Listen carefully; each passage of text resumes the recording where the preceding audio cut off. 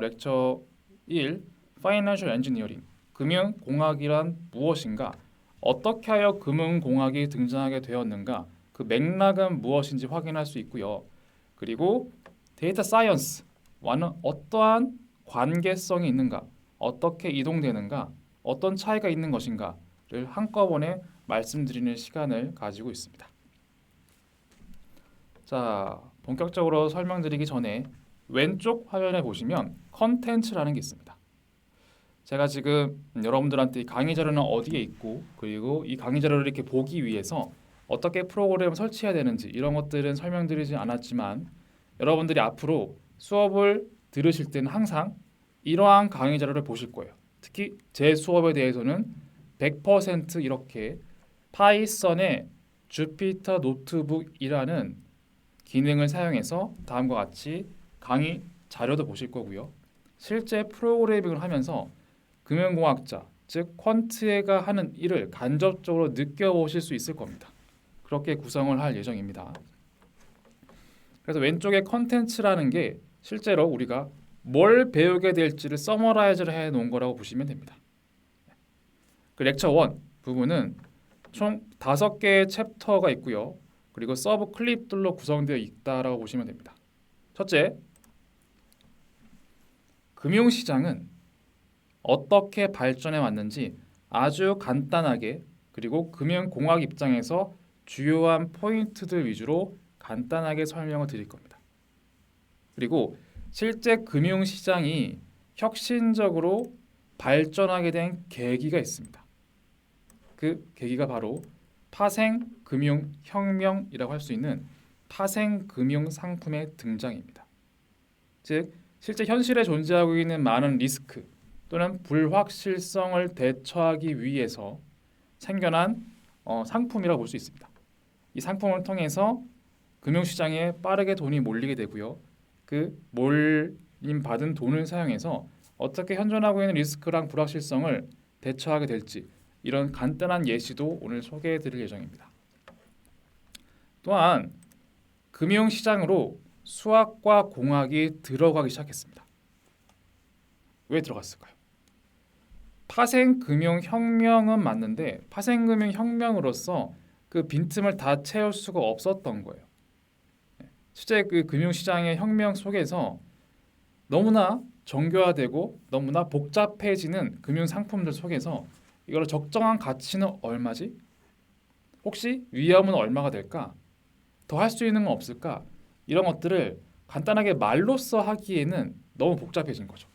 복잡해지다 보니까 그러한 것들을 정량적으로 평가하고 측정하기 위해서 수학과 공학이 들어오기 시작했습니다. 그를 통해서 금융공학이라는 것이 등장하기 시작했고요. 금융공학은 실제 금융시장에 있는 많은 상품들, 시장의 움직임들을 수학적, 정량적으로 파악하고자 굉장히 애썼다라고 생각을 하시면 됩니다. 그런 다음 이 금융공학 모델링이 데이터 사이언스와 결합을 하기 시작합니다. 데이터 사이언스와 결합을 하면서 좀 더 빠른 파악이 가능해요. 무슨 빠른 파악이 필요하죠 싶을 수 있죠. 자, 금융공학이 등장하면서 시장에 있는 많은 상품들을 통해 리스크와 불확실성을 어느 정도 볼 수 있게 된 건 맞아요. 그런데 실제로 빅데이터 시장이 등장하면서 금융시장 내에도 정말 많은 데이터가 등장하기 시작한 겁니다. 그럼 그거를 파악해야 되는데 기존에 있는 금융공학의 관점에서는 사실 그 데이터를 실시간으로 하나하나를 다 들여다볼 만큼 여유가 있지는 않았어요. 그래서 데이터 사이언스 시대가 오게 된 화두가 된 게 2가지가 있는데 첫 번째는 빅데이터, 두 번째는 컴퓨팅 성능의 발전입니다.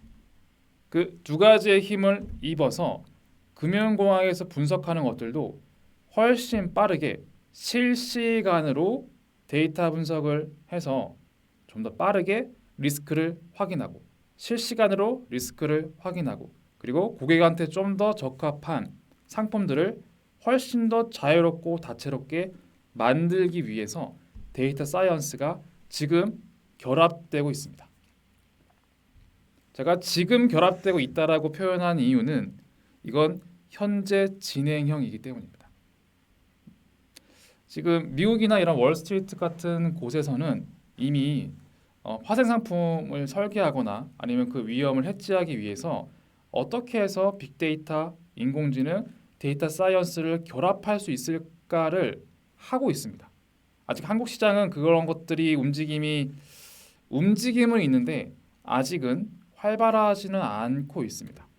그래서 바로 이 금융공학 모델링과 데이터 사이언스의 결합은 현재 진행형이라고 설명을 드린 겁니다. 그리하여 금융공학과 데이터 사이언스가 결합되어 어떤 미래가 펼쳐질 것인지 그런 것들을 설명드리게 될 겁니다.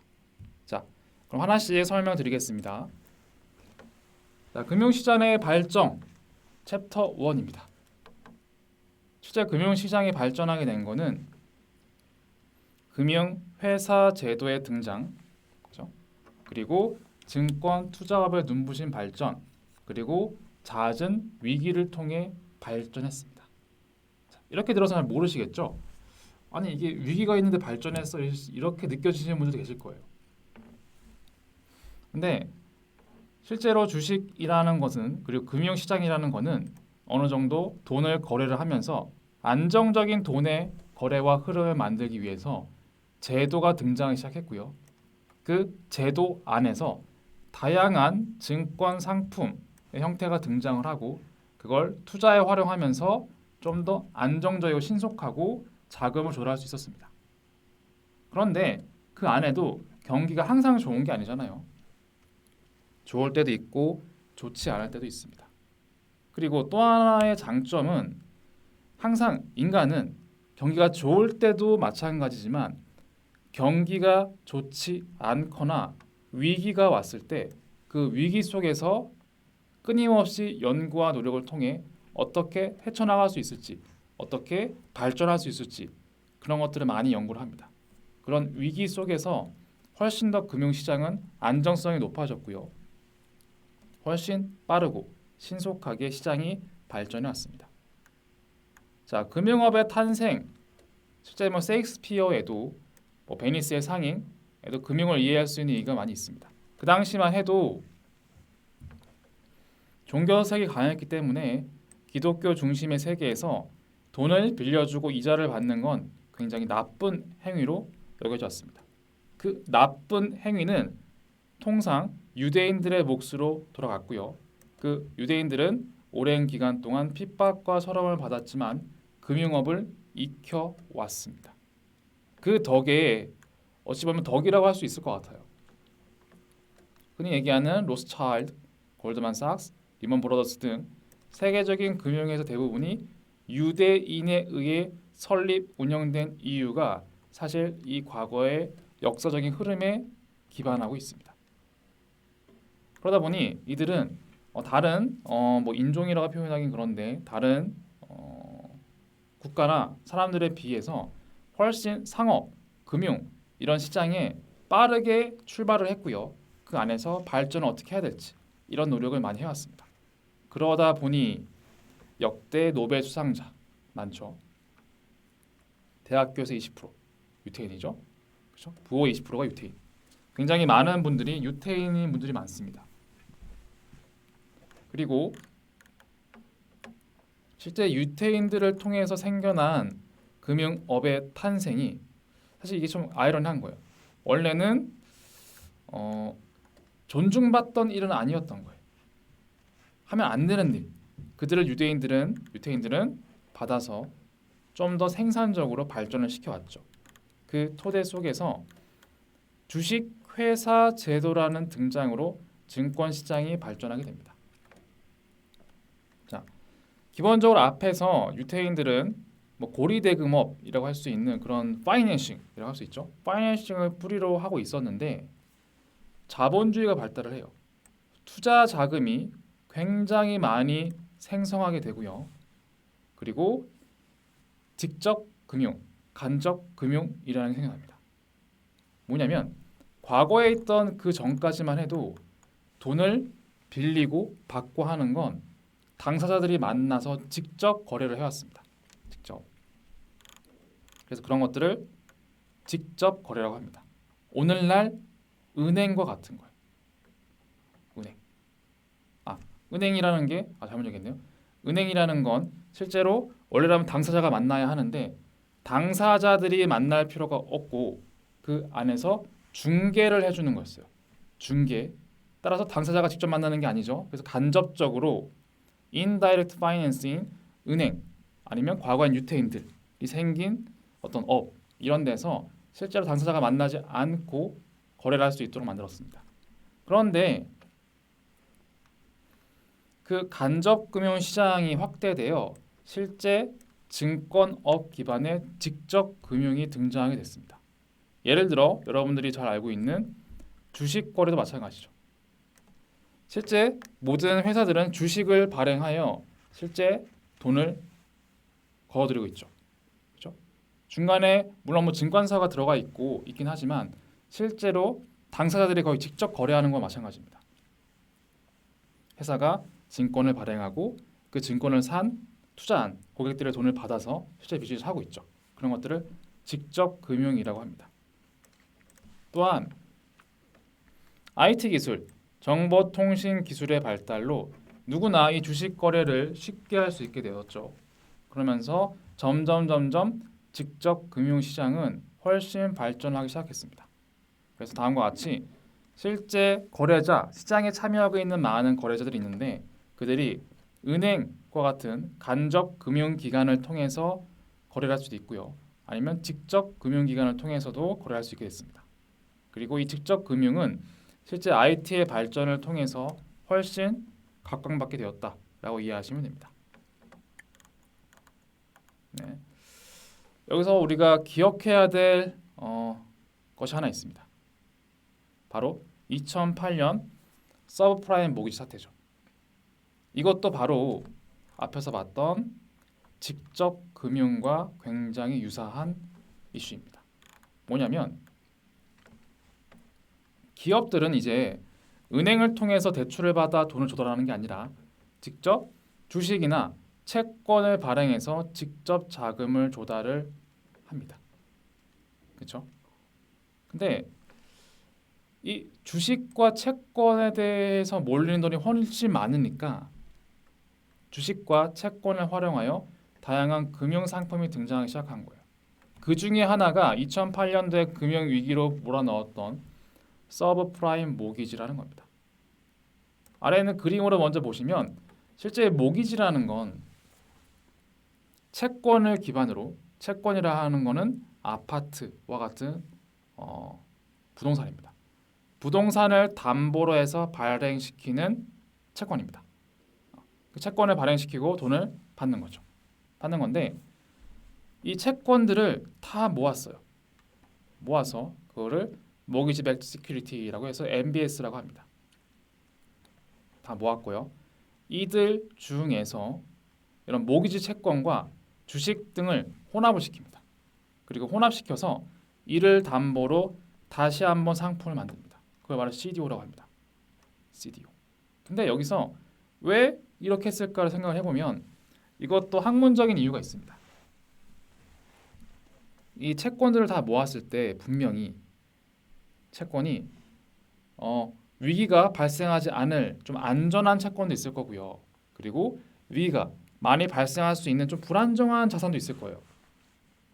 그런데 통상 우리가 계란을 한 바구니에 담지 말라 뭐 이런 거와 비슷한 맥락인데 다양하게 위기의 영역이 쭉 퍼져 있는 걸 한데 모아서 만들면 전반적으로 보기에는 리스크가 줄어드는 것처럼 보입니다. 그렇죠? 즉 아래에는 리스크가 위험한 거, 위에는 리스크가 없는 거일 수 있는데 이걸 한데 모아놨더니 좀 더 안정성이 높아진 것처럼 보일 수가 있는 거예요.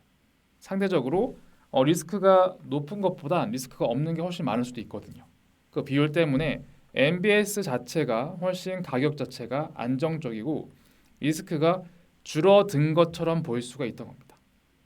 그러다 보니 리스크가 좀 더 줄어든 MBS에서 일부 자산을 일부 채권들을 통해서 좀 더 적당하게 안전하나 또 그렇다고 아주 위험하지 않은 일부 자산만 쭉 뽑아서 이걸 사용해서 다시 한번 파생 상품을 만든 거예요. 그걸 바로 CDO라고 합니다. 그리고 이것도 마찬가지 등급을 매길 수가 있을 것이고요. 이 중에서 아주 안정성이 높지도 않고 아주 안 좋지도 않은 이 가운데에 있는 특정한 자산을 사용해서 다시 한번 상품을 만듭니다. 이렇게 해서 계속 발전한 게 CDS라고 하여 Credit Default Swap이라고 하는 상품입니다. 실제 이 상품이 파산을 해서 금융위기가 몰아친 건데 왜 파산했을까요? 그리고 하나 맹점이 있습니다. 왜 굳이 이 가운데쯤에 있는 걸로 파생 상품 만들었을까요? 이거는 인간의 욕망과 욕심과 관련이 좀 있습니다. 자, 예를 들어서 리스크가 높은 채권들은 어떨까요? 리스크가 높은 채권을 내가 산다는 거는 내가 내 돈을 못 받을 수 있는 리스크가 있는 거죠. 그러다 보니까 나는 좀 더 많은 이자를 받길 원할 거예요. 그래야 내가 투자를 해줄게, 돈을 빌려줄게 라고 할 수 있겠죠. 반면에 너무 안정성이 높은 자산은 너무 안전한 거예요. 돈을 빌려줬을 때 못 받을 일이 거의 없어요. 그러다 보니까 이런 상품일수록 내가 기대할 수 있는 이자 수익은 굉장히 작습니다. 그럼 사람들 입장에서는 너무 적은 수익은 싫고 큰 수익이 좋은데 큰 수익은 봤더니 좀 리스크가 크네 싶은 거예요. 그러니 그 가운데쯤에 있는 적당하게 위험하면서 적당하게 수익이 많은 것들을 타겟으로 하게 된 겁니다. 그 타겟으로 하면서 새로운 상품들이 계속 발전하게 된 거죠. 그런데 어느 순간 갑자기 이 중간쯤에 있는 상품들이 경기가 침체가 되고 부동산이 붕괴되면서 갑자기 다 위험하게 된 거예요.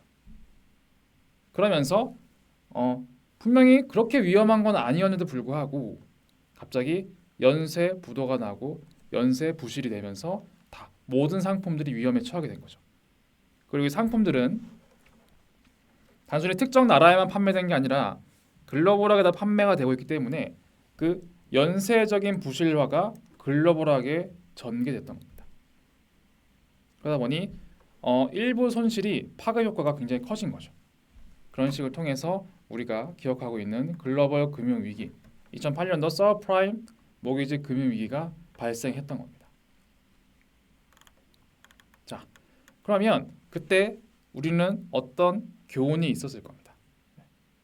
당연한 거지만 항상 우리는 뭐 위기가 없으면 좋겠지만 위기의 장점도 있죠.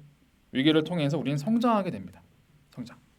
그래서 금융시장의 거래를 좀 더 활발하게 하고 효과적으로 하기 위해서 금융시장의 안전망이 점점점 더 중요해져 가고 있습니다. 금융시장은 수요자, 투자자, 공급자를 다이렉트로 연결시켜 주고 있죠. 굉장히 중요한 것이고요. 문제는 앞에서와 같은 금융위기가 발생하면 이들 중 최소 한 명이라도 거래를 하지 않으려고 합니다. 그러면 갑자기 움직이던 자금들이 마치 우리 몸에 있는 혈관처럼 막혀버려서 아무 거래를 일어나지 않게 되는 거예요. 그렇게 되면 경제 전반적으로도 미치는 효과가 커지게 되는 겁니다. 그래서 좀 더 안정적으로 돌아갈 수 있는, 그래서 그를 통해서 경제가 안정적으로 운영이 되고 그리고 글로벌하게도 위험이 커지는 그런 현상을 막기 위해서 장치들을 많이 보유하려고 합니다. 그런 덕분에 나온 게 우리나라를 예를 들면 중앙은행, 금융감독원, 예금보험공사 등이 생겨나게 된 거예요. 중앙은행은 실제로 우리나라의 이자 수준을 결정하죠. 물가가 오를 것 같으면 이자를 올리고, 물가가 아니라 경기가 너무 안 좋아질 것 같으면 물가가 아니라 경기를 살리기 위해서 이자를 낮추고 이런 역할을 하고 있고요. 혹시나 금융기관들이 실제로 적법한 절차를 통해서 영업을 해야 되고 혹시나 너무 위험한 거래를 하지 않도록 감독하게 됩니다. 또한 우리가 예금보험공사 같은 것들은 만약 우리가 투자했던 예금도 있을 수 있죠. 적금도 있을 수 있고요. 그런 것들이 너무 위험해진다면 실제로 나라가 대신하여 그 대금을 지급해주는 수단입니다. 예. 이런 식으로 다양한 안전망을 만들기 위해서 굉장히 애를 쓰게 됩니다. 이걸 하나씩 보면 실제로 역사적으로 봐도 많은 것들이 있습니다. 1929년 대공황 때는요. 글라스-스티걸법을 통해서 실제 직접 금융을 담당하고 있는 은행과 직접 금융을 담당하고 있는 증권과 간접 금융을 담당하고 있는 은행 이 두 개를 완전히 분리시켰습니다. 왜냐하면 그 전에는 분리시키지 않았어요. 즉 은행이 돈도 받고 상품도 만들고 팔 수도 있고 다 했었습니다. 근데 그랬더니 이게 도대체 누구 돈으로 어떻게 돌아가는지 메커니즘 알 수가 없고 위기가 생기면 너무 큰 파급이 생기니까 이걸 분리하게 됩니다. 마찬가지의 것들도 있었고요. 2008년 금융위기 이후 2010년도에는 오바마 법률안이 발생하기도 했었죠. 상업은행에 자기의 자본의 투자 범위를 제한하고 부채 한도를 축소했습니다. 무슨 얘기냐면 직접 금융을 담당하는 증권사와 투자자문사 여러 기관들이 사실은 돈을 받아서 투자하는 거죠. 그렇죠? 그래서 그 돈을 받는데 자기 자본도 있을 거예요. 애초에 그 기관들이 가지고 있는 돈도 있겠죠. 근데 그런 것들을 너무 투자를 과하게 하지 않도록 총 금액을 제한했다. 이렇게 보시면 됩니다. 그렇게 되어 있고요. 혹시나 부채가 너무 많다. 얘들이 너무 남의 돈을 빌려다가 너무 과한 투자할 수 있겠죠. 따라서 부채도 축소를 하는 그런 법을 통과시키게 되었습니다. 그리고 이 금융시장의 안전을 위한 제도로 예금을 받는 은행의 일, 증권을 투자하는 업무 이거를 결국 한 회사가 할 수 있도록 할 거냐 말 거냐 이 흐름이 사실 현재로서도 계속 끊임없는 이슈가 되고 있습니다. 1929년에는 분리를 했다가 그 이후에는 경제가 안 좋을 때는 다시 합치자 이런 얘기도 많이 들어와요. 그러다가 다시 한번 위기가 오면은 분리시키자 사이클이 있고 있습니다. 무엇이 정답인지는 아직 정확히 모르겠어요. 정확히 모르겠지만 이런 흐름이 있다라는 거는 알아두시면 좋을 것 같습니다. 자, 두 번째 내용인데요. 파생금융혁명이라고 되어 있죠. 즉 앞에서 금융시장의 발전을 보시면 결국 돈을 거래를 하면서 좀 더 안전하게 거래량을 늘리는 게 목적인데 이상하게 위기가 발생하더라. 그 위기를 최대한 줄여보고 그리고 안전성을 높이기 위해서 다양한 안전망을 설치하고 있다라는 거였죠. 근데 그 안전망을 만드는 방법도 그 중에 하나가 바로 파생금융 상품이라는 거였습니다. 실제로 주식, 채권, 금리, 외환에 들어있는 그 불확실성과 리스크를 대처하기 위해서 그런 것들을 해치할 수 있고 없앨 수가 있고 줄일 수가 있는 상품을 만들기 시작합니다. 그 대표적인 것들이 지금 소개하게 될 첫 번째 선물이라는 게 있고요.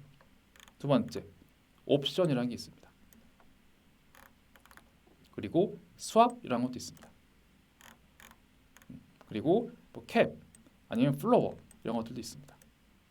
총 5가지의 내용을 설명드릴 건데 자 선물부터 하면 미래에 내가 사고자 하는 또는 팔고자 하는 상품의 가격을 고정해서 위험을 대비하는 거예요. 무슨 얘기냐? 이 그림 먼저 보시면 우리가 소비자예요. 소비자면 나중에 배추값이 오를 것 같아요. 그럼 미리 사놔야겠죠. 근데 이거를 미리 사놓으면 어디다 보관하죠? 그렇죠? 보관할 것도 일이죠. 돈이 들어가고요.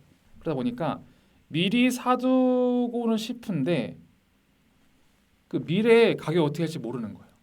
그래서 협상을 합니다. 농부한테 가서 혹시 내가 한 1년 뒤에 필요한데 배추를 많이 살게요. 많이 살 건데 1년 뒤에 가격을 얼마로 고정합시다. 1,000원 고정을 하시죠. 라고 하는 거예요. 물론 그렇게 얘기한다고 해서 모든 농부가 그래? 라고 하는 건 아닙니다. 그 중에서 일부는 오케이 할 수도 있고 그렇지 않은 사람도 있겠죠. 어쨌거나 서로의 이익이 맞을 수 있어요. 왜냐하면 농부 입장에서도 1년 뒤에 1,000원? 1,200원이 될 수도 있지. 그런데 혹시나 800원이 되면 나 그것도 좀 불안한데 이럴 수 있잖아요. 그 서로의 이해관계가 만날 수가 있다는 거예요. 구매자는 가격을 고정하고 싶고 판매자도 미래의 가격을 고정하고 싶은 거예요. 그래서 서로 미래의 가격을 고정시키는 계약을 하게 됩니다. 그것을 바로 선물이라고 합니다.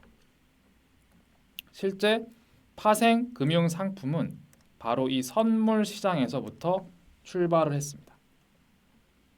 이 선물 시장에는 지금은 여러분들이 뭐 주식시장의 선물 가격 이렇게 보시면은 저런 거 없는데 배추 이런 거 없는데 생각하시겠지만 원래 선물 시장은 밀, 쌀, 옥수수 바로 우리의 주식인 거예요. 주식이라는 게 그 거래소 주식이 아니라 우리가 먹는 거 있죠. 먹는 것들 하나하나가 다 안전성을 필요로 하기 시작했어요. 누군가 밀, 쌀, 옥수수 바로 기초적인 우리의 식량이죠. 이 식량을 생산을 하고 이걸 누군가는 소비를 하는 건데 두 사의 이해관계에서 가격이 미래에 어떻게 될지 알 수가 없는 거예요. 그렇죠? 이런 것들을 하나하나에 대해서 안정성을 보장하기 위해서 서로 이해관계가 맞는 사람들끼리 거래를 할 수 있도록 1710년도에는 오사카의 쌀 시장이 등장합니다. 즉 쌀의 가격을 미래에 정해놓은 다음에 이해관계가 맞는 사람끼리 거래를 해놓는 거예요.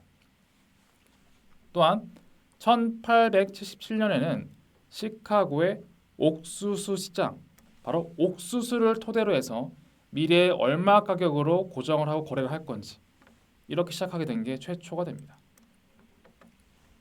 그리고 1970년대에 들어서는 단순히 우리의 식량뿐만이 아니라 석유, 그리고 여러분들이 흔히 아시는 주식, 채권, 그리고 인덱스 상품, 다양한 금융 상품들조차 선물처럼 나는 미래에 예를 들어서 삼성전자 주식을 1년 뒤에 6만 원에 살게. 누군가는 6만 원에 팔고 싶은 사람이 있을 거잖아요. 그렇게 해서 다양한 상품들도 기초 자산으로서 거래할 수 있도록 선물 시장이 개발되게 됩니다. 그러다가 이제는 위험 제거를 넘어서 투기의 수단으로도 사실은 거래를 하고 있죠. 그만큼 거래량이 굉장히 많아진 겁니다. 그리고 실제로 이렇게 밀, 쌀, 옥수수와 같이 식량이 아니더라도 식량이 아닌 것들도 있죠. 주식, 채권, 상품 등. 이런 것들은 실제로 뭔가 내가 기초자산을 1년 뒤에 주고 받고 하는 것들이 아니란 말이에요. 그래서 이런 기초자산의 거래를 할 필요가 없더라도 서류상 가격 변화에 따라서 1년 뒤에 나는 삼성전자 주식을 6만 원 사기로 했어. 그리고 누군가는 팔기로 했었어요. 근데 1년 뒤에 가격이 생기겠죠. 5만 원 될 수도 있고 7만 원 될 수도 있습니다. 그랬을 때 서로의 이익들, 누군가는 이익을 보고 누군가 손해 볼 거예요. 그 차익만 주고 받게 됩니다.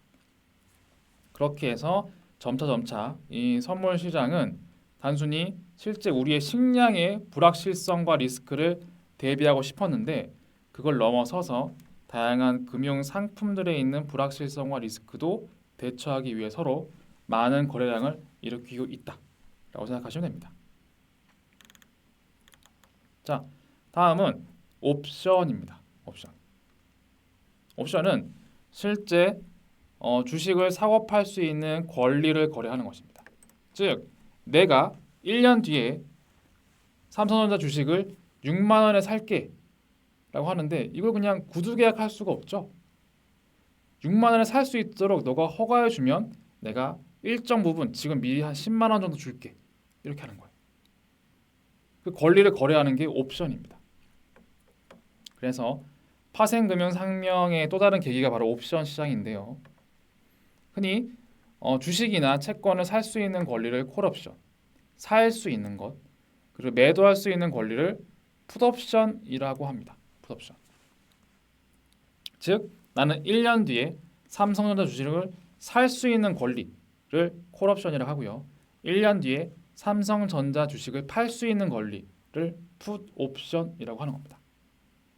그러면 콜옵션 입장에서는 뭐가 중요할까요? 내가 1년 뒤에 6만 원에 살게 라고 하는 거죠. 그렇죠? 근데 미래에 한 10만 원이 되길 기대하는 거예요. 그래서 지금 내가 콜옵션을 산다는 건 미래의 가치가 오를 걸 대비해서 미래에 내가 좀 싸게 살 수 있는 권리를 사는 거예요. 그런 다음 실제로 미래에 10만 원을 냈다. 4만 원만큼이 차익이 되는 거죠. 반면 반대로 생각하는 사람도 있어요. 아니야, 6만 원, 10만 원이 아니라 내가 볼 때 4만 원으로 떨어질 것 같아. 그런 사람은 오히려 1년 뒤에 떨어질 수 있으니까 1년 뒤에 6만 원에 팔 수 있는 권리를 사는 거예요. 그래야 1년 뒤에 난 6만 원에 살 수 있는데 4만 원에 팔면 되잖아요. 그렇죠? 그런 것들을 다 풋옵션에서 거래할 수 있습니다. 그래서 콜옵션을 사는 사람들은 미래에 가격이 오르길 기대하면서 현재 싸게 살 수 있는 권리를 사는 거고요. 풋옵션을 사는 사람 입장에선 미래의 가격이 떨어질 걸 대비해서 비싼 가격에 팔 수 있길 그 가격을 미리 고정하고 싶은 거예요. 4만 원이 돼도 나는 6만 원에 팔고 싶은 거죠. 그렇게 되는 겁니다. 그리고 실제로 저희가 지금 1년 뒤라는 예를 들고 있었지만 실제 1년 뒤 그 날짜에 정확하게 거래를 해야 되는 것을 그걸 만기라고 합니다.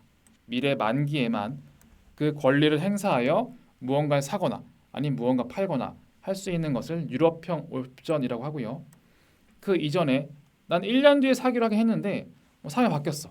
유동성이 떨어졌어. 그러면 그 이전에라도 나는 콜옵션을 행사해서 사거나 아니면 풀옵션을 행사해서 팔 수 있는 것을 미국형 옵션이라고 합니다. 그래서 옵션은 콜옵션, 풋옵션, 유럽형, 미국형 이렇게 크게 네 가지의 종류로서 얘기를 하게 됩니다. 나중에 이 내용 상세하게 보시게 될 건데 이런 상품들이 등장했다는 것만 일단은 이해하시면 좋을 것 같습니다. 그래서 간단하게 하나의 그림만 보면요. 선물, 매수 포지션 돼 있죠. 내가 1년 뒤에 그 삼성전자 주식을 얼마에 살게라고 했어요. 6만 원에. 근데 만약에 미래에 진짜 6만 원이 됐어. 그러면은 6만 원 되면은 사실은 뭐 미리 내가 얼마로 할게 하는 게 큰 의미가 없었죠. 큰 의미가 없고 만약에 미래에 7만 원이 됐어요. 7만 원. 그럼 난 6만 원에 살 수 있다라고 했고 6만 원 사겠다고 했잖아요. 6만 원에 사서 7만 원이 됐으니까 1만 원 개인이 생긴 거죠. 이득이 생긴 거예요. 반면 떨어지면은 개인이 없겠죠. 손해 보겠죠. 이런 권리인 반면 옵션은 내가 만약에 6만 원의 미래에 살게라고 하고 한 5만 원 정도 미리 주는 거예요. 그래서 만약에 미래에 내가 6만 원에 살게라고 했는데 실제 미래에 1년 뒤에 6만 원이 됐어요. 그럼 나는 사실은 5만 원 손해 본 거죠. 1년 전에 5만 원 줬잖아요. 그 손해를 자체를 프리미엄이라고 합니다. 프리미엄이라고 하고요. 이라고 하고 만약에 6만 원이 아니라 7만 원, 8만 원이 되면 그때 수익이 5만 원을 제외하고 생기게 되는 거죠. 그런 차이가 좀 있습니다. 그렇게 간단하게 설명드리겠습니다. 자, 다음은 스왑이라는 게 있습니다. 스왑. 스왑은 양 거래자가 서로의 금리나 통화율을 바꾸어 위험에 서로 대비하는 겁니다. 중요한 건 서로 대비하는 겁니다. 앞에 있는 옵션과 선물은 사실 느끼시겠지만 제가 어차피 다른 강사님들께서 이 시장에 대해 굉장히 자세하게 다루어 주시겠지만 내가 만약에 미래에 수익을 봤다면 상대방은 사실은 손실을 보게 됩니다. 반면 미래에 내가 손해를 봤다면 상대방은 그 손실만큼 이익을 보게 돼요. 이건 선물 옵션 다 마찬가지입니다. 그렇죠. 그런데 스왑은 그렇지가 않아요. 즉 스왑을 한다는 건 양적 거래자 전부 다 위험을 소거하고 둘 다 이익을 보는 경우에 스왑 거래를 체결합니다. 왜 그러느냐? 일단 그림을 먼저 보고 거꾸로 정리 드릴게요. 만약에 예를 들어서 한국은 삼성이라는 회사가 있습니다. 그렇죠? 한국에. 근데 한국에 봤더니 소니라는 자회사도 있어요. 그리고 일본으로 갔어요. 일본에도 당연히 소니 모회사가 있을 거고요. 삼성도 일본에 연구소나 이런 것들을 발족을 해서 만들어둔 게 있을 거예요. 그런데 여기서 내가 만약에 삼성이 일본 삼성 자회사한테 돈을 송금하거나 아니면 일본에 있는 소니가 한국에 있는 자회사에 돈을 송금할 때는 굉장한 세금을 매깁니다. 세금을 매겨요. 그러면 어떻게 하는 게 좋을까요? 내가 대신 내줄게. 즉 삼성 모회사는 일본으로 돈을 주는 게 아니라 소니 자회사한테 돈을 주고요. 반면 소니 모회사는 한국에 있는 소니 자회사가 아니라 일본에 있는 삼성 자회사한테 돈을 줍니다. 대신 서로는 국경을 넘어 돈을 송금한 게 없기 때문에 서로의 세금은 없는 거예요. 물론 이 돈은 서로의 규모가 맞아야겠죠. 맞추면 되죠, 그렇죠? 어쨌거나 서로 원래는 둘 다 굉장한 세금을 물어야 하는 걸 수합 거래를 통해서 서로 대신 내어주면 나는 이 세금만큼은 아닌데 일부 이자를 서로 줄게. 뭐 이렇게 협약을 하는 겁니다. 이렇게 하여 서로의 리스크를 해지를 하고 서로의 이익을 다 얻을 수 있는 상품이 바로 스왑 거래입니다. 1980년대에 처음으로 첫 스왑 개혁이라는 게 등장을 했고요.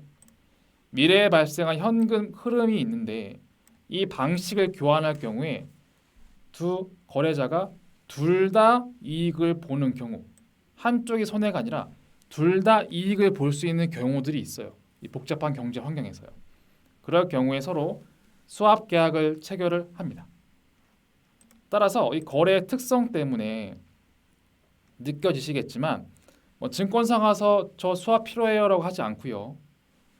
그냥 두 거래자 간의 장외 계약, 즉 무슨 거래소에서 하는 게 아니라 거래소가 아니라 장외에서 서로의 이해관계가 맞다라고 하면은 중간에 어떤 매개체가 되는 증권사나 이런 데를 놓고 서로의 계약서 쓰게 됩니다.